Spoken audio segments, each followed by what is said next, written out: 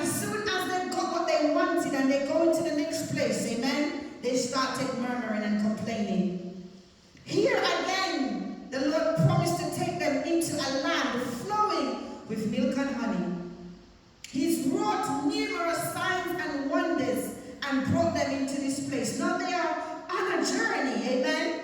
And we know that when we're on a journey with God, He promised us something and He said, you know what, I will take you into so-and-so. And you've got all these prophecies hanging over your head, amen? But still, when you look at the situation and the circumstances you're in, you can't help but wonder, what did they say over me? Why was that word prophesied over me? It doesn't look like this is going to manifest into anything. So the children of Israel, albeit that they've heard of how God is a faithful God unto their fathers, they've seen how God honored that word and brought them out of Egypt. Here it is again. They started murmuring and complaining. They're forever turning against the faithfulness of God, even though they have seen it. Amen? It speaks a huge thing about what the heart of man is like. But you know what it also speaks of? That despite the murmurings and the complainings and the grumblings of His people, God Almighty still will come and fight. Amen? They will forget that what the Lord has done. You have forgotten what God has brought you through. And now you come to another thing in front of you. You start grumbling and murmuring. And the first person you turn against is God. The same God whom you see brought you through the land of Egypt through signs and wonders and drove fear into the hearts of all of the enemies of the Israelites. You're still complaining. It's never enough. I would be a frustrated God if I was dealing with folk. True. Amen? Because no matter what you do, no matter how many times am I going to prove my love, how many times am I going to prove my faithfulness, how many times am I going to prove that I am honorable to my word? Because He's given it unto Abraham, Isaac, and Jacob. And here they come. Amen? So here it is again that they decide, the Lord is saying, go over into Jordan and possess a nation greater and mightier than thyself. Amen? Cities great and fenced up to heaven. We're talking about the children of the Anakims as you read further down here in Deuteronomy 9. A people great and tall, the children of the Anakims, whom thou knowest and of whom thou hast heard said. So even when you haven't seen some things for yourself, the enemy will send in the sound, amen, of fear to you. I told you that to cross over into the land of, into Jordan, over, to possess a land that I'm going to give unto you. The same God who is speaking is the same God who brought you out of Egypt. But even though you were bound there for over 400 years, and I brought you out richer than you were when you went in. Now I'm telling you to go into this land over into Jordan. Amen? And the enemy has already sent the sound of fear. How many times has God given us something and the sound of fear has gone ahead of us? How many times has the Lord God said, go in and possess? And what is stopping us? Albeit that you've heard of the great acts that the Lord God has done. Albeit that you've seen what the Lord God has done. But still, the fear that the enemy, the sound of fear that the enemy has sent is crippling you from moving forward. And so it is that the Lord is saying, yes, they may seem like a people who are great and tall. Yes, they are the children of the Anakims who are known to be giants in the land. Amen. When the Lord talk about their fence up to heaven, it means they are fortified. They are surround themselves. It's like they're impenetrable. Amen. But yet still this God is telling me I must go in and possess. When you lock yourself into your human thinking, which the children of Israel did, fear gripped them. What they've seen and what they have heard, fear has gripped their hearts. Thanks up to heaven, we are but grasshoppers. We are but small people. How can we go over there and take these giants? It is so much so that the Lord heard and understand from what the Lord revealed to me. He said, understand therefore this day. Understand that despite what the enemy has presented to you, despite how fortified the children of Anak is, despite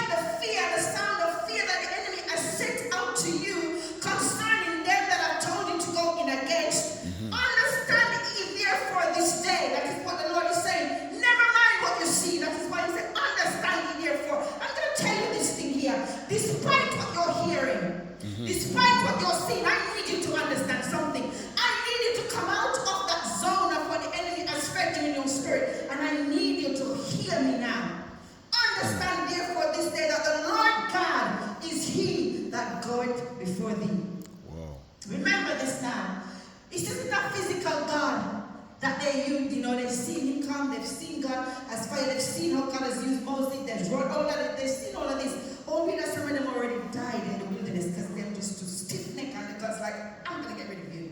So the remainder of them that is there, amen? They've seen all of this. But God had to still say to them, understand, unlock yourself from the fear of what is ahead of you. I need you now to focus on who I am. Understand that it's the Lord thy God. Now if you look at the word Lord, whenever you see the word Lord, this is me, how I see the word Lord.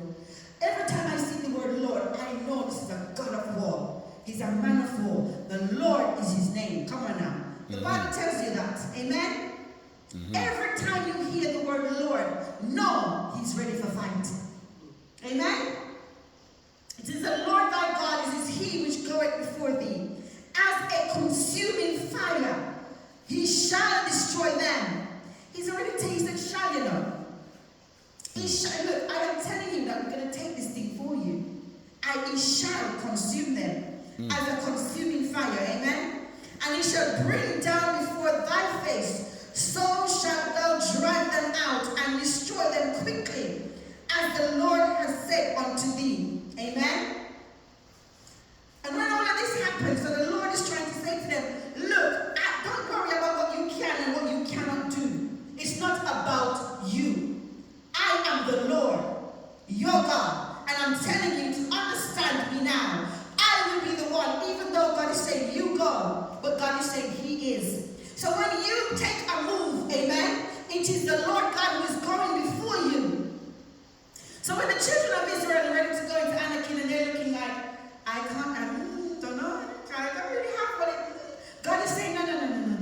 You may be physically going in there, but still it is not you, it is me. I am the Lord God who is going before you. I will be the consuming fire that consumes them right before you, and I will do it quickly. I will drive them out. Amen? So if you have a God like that backing you, and you hear this now, amen? But somehow, despite all that the Lord has done before, he had to bring these children of Israel's mind back into who he was and what he can do. He had to lay it out before them. It's not, if God knew that as I speak they would go without fear, without doubt, then God would just say go and they would go. But because there was doubt, there was probably fear, because the voice of the children of Anakim, they've heard of how terrible and great they are. They now fall into that fear. Amen? Amen. The Lord went on to say he's already given them the blueprint of how he's going to drive these people out. Amen? All I want you to do is just take a step. Just give me a reason. It's like in Jamaica, they say, touch a button. Just touch a button now. Just give me a reason to fight you. If you don't go over into the land, I can't fight them. I need them to rise up against my people.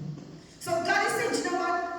If you don't take a step, if you don't make a move, I can't do not. I cannot do it because you are not doing. I need you to go in there. Just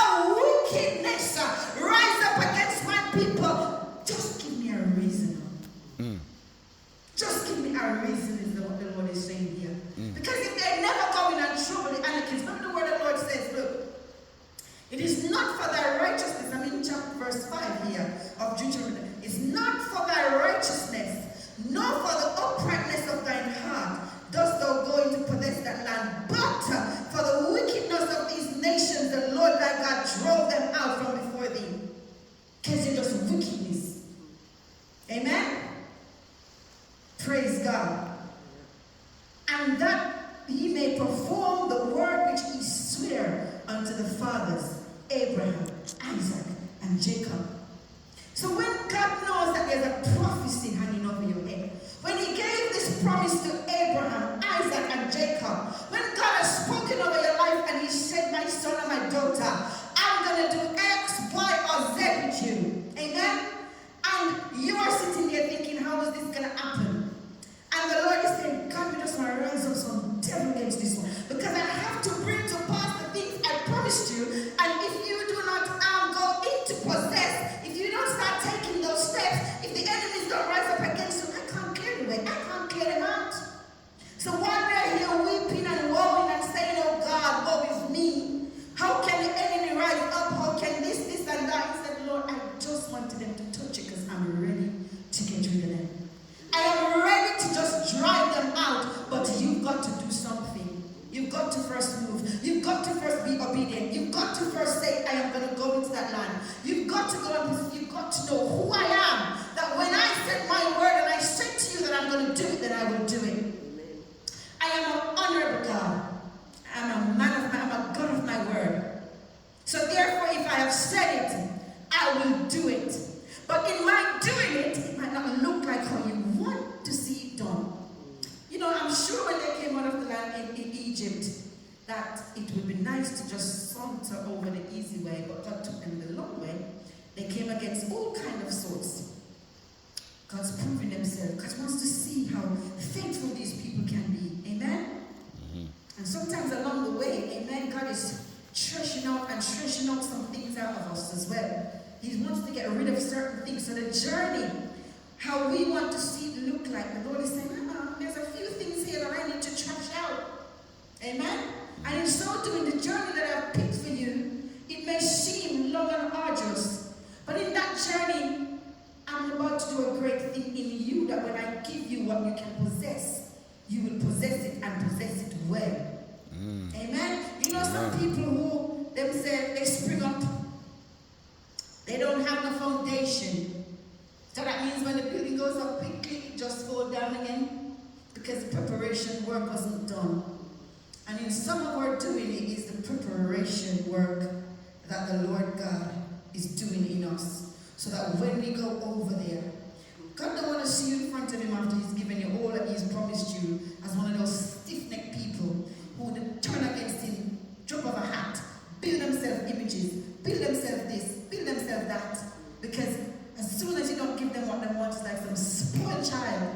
The minute you don't give them what they want, they start curse you as the mother or as the father. It's as if you've never done a thing for them in the past. Amen? Imagine how that feels to us as human parents if our children ever do stuff like that to us. Mm-hmm. So when God wants to sieve some things out of us, when the Lord wants to say, look, you will go in front of me as those stiff-necked people, I need a son that isn't going to turn on me at the drop of a hat. I want those who have confidence in who I am and in who I said I am, so they will remember and they will not forget how I, the living God Almighty, amen, has delivered them from under the hand of their enemies. Amen? Praise God. I just wanted to come and encourage you all into this little word today. Amen? I pray that somebody is blessed by this today. Amen. The living word of God, it is sure, it is true. Amen? It is continuously alive, applicable throughout time. Amen? So I just want to give God praise and give God thanks today for his holy word. Amen?